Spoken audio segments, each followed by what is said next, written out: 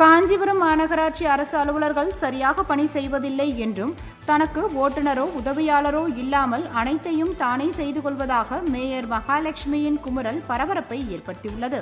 காஞ்சிபுரம் மாநகராட்சியில் மாதாந்திர மாமன்ற கூட்டம் இன்று நடைபெற்றது.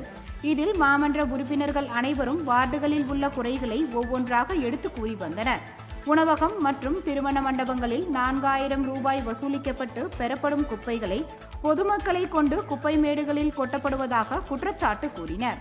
மேலும் ஏரிகளில் கொட்டப்படும் குப்பைகளை தீயிட்டு எரிப்பதால் பொதுமக்களுக்கு கண்ணெரிச்சல் ஏற்படுவது மட்டுமல்லாமல் பல பிரச்சனைகள் உருவாகி வருவதாக மாநகராட்சி அதிகாரிகளிடம் முறையிட்டும் நடவடிக்கை எடுக்கவில்லை என திமுக கவுன்சிலர்கள் அடுக்கடுக்காக குற்றச்சாட்டு வைத்தனர்.